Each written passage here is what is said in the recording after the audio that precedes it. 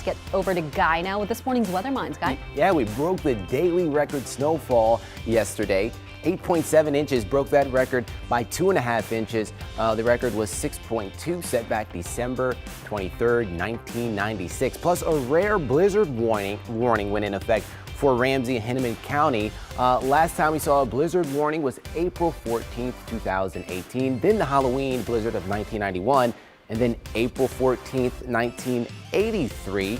Remember, it's rare to get a blizzard warning for the core of the metro. You have more meadow, less vegetation, and less moisture.